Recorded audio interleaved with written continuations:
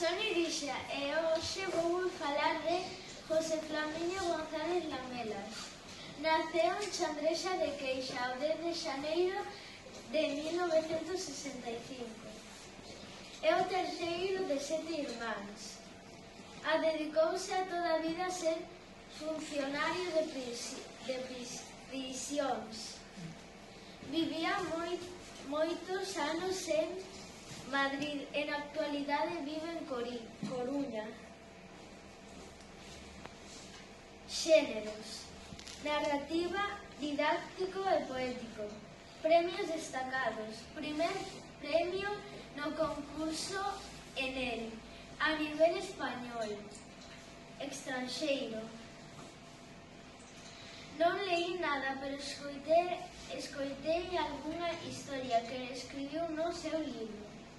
Curiosidades: co seu primeiro premio como escritor comprouse unha guitarra eléctrica. E ata aquí a miña exposición. E gracias por escoitarme. Ya.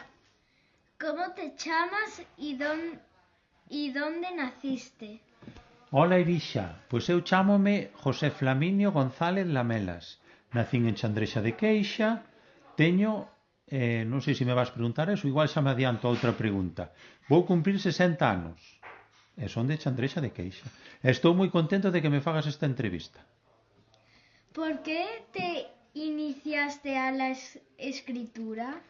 Bueno, eu escribín porque tiña moitas historias na cabeza, cousas que me contaba o meu pai, dábame moita pena de que se perderan, de que cando o meu pai non esté, ou cando xa non esté, pois historias de aquí, do pueblo, de moitos sitios, que me daba pena que se perderan, e se quedan escritas nun libro, pois sempre é bonito.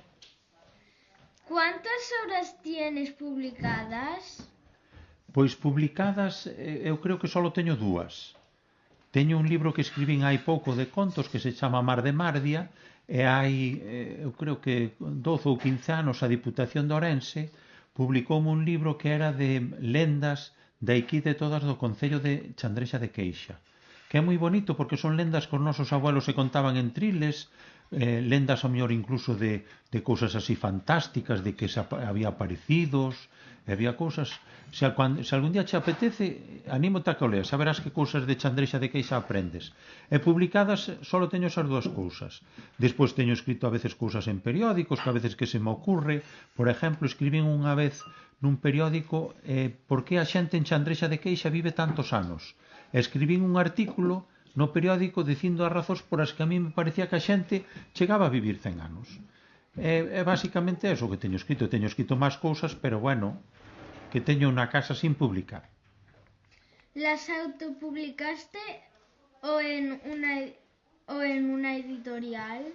Bueno, como che dixen, ese que fixo a Diputación, publicouna a Diputación. Eu levou o alcalde de Chandrexa, levou a Diputación, e a Diputación gustoulle o libro, e eles publicaron. O sea, eles correron con todo o traballo, con todos os gastos, porque publicar costa diñeiro, é caro. Entonces, ese publicou na Diputación. Outro que che dixen de Mar de Mardia, que publiquei este brao, publicou nun editorial. A editorial, tú escribes algo, por exemplo, un conto, e levas yo unha editorial, e a editorial se a editorial lle gusta, é a que che publica e a que corre cos gastos. Arriérgase a despois ganar diñeiro con eso que publicou ou non. O que escribe prácticamente non se arriesga, o que se arriesga é a editorial. E a editorial que me publicou o último libro chamase Medulia. ¿Planificas las historias o escribes sobre la marcha? No, as historias moitas veces están moi pensadas. Sobre a marcha, se o escribes así sobre a marcha, eu creo que nunca che saliría ben. As cousas que tú sabes, hai que traballalas moito. Primeiro hai que pensalas, unha vez que as tes na cabeza, hai que traballalas de alguna maneira, facer primeiro, antes de escribilas, facer un guión, como ti cando estudias, que tamén ao mellor colles un bolígrafo e escribes as cousas.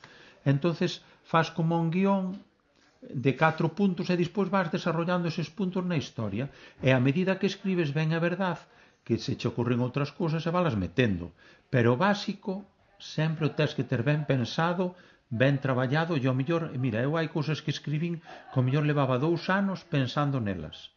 Hai algún conto que escribí neste outro libro que eu tiña na cabeza, e de noite, ao mellor, cando non dormes, ou vas de viaxe, ou vas conducindo, vas pensando, e dices, pois eu aquí podía falar desto, e aquí podía falar desto outro, e máis ou menos é así, pero ten sempre presente que hai que traballalas, non salen así de carrerilla, non salen as cousas. A min polo menos, e a maioría da xente o que fai hai que traballar sempre.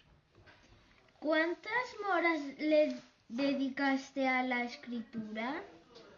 Pois depende os relatos que sea.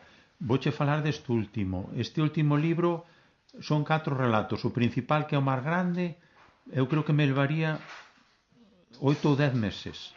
8 ou 10 meses facelo, para que vexas o traballo que dá, non? E dedicándolle un pouquiño cada día, un pouquiño. Mesmo despois de cenar, séntome un pouco, escribo un pouco, e ao mellor o día seguinte o que escribiches o día anterior non che gusta, telo que borrar, e podes facer outra cousa. Sempre é moito traballo, e prácticamente é moi importante dedicarlle un pouquiño cada día. Así as cousas salen. Se deixas 3 ou 4 días, parece como que a cabeza xa non che engancha. A tú ao mellor pásache igual co que tens que estudiar. Se o faz todos os días, aunque sea un pouquiño, que sea 10 minutos, as cousas salen mellor. ¿Cuál es tu escritor y tu obra favorita? Mira, eu gústame moitísimo ler, eu leo moitísimo. E creo que se escribo ben ou mal, que non sei, o pouco que escribo, é gracias ao moito que leo. Eu leo moito, e teño moitos escritores favoritos. Posiblemente un dos favoritos é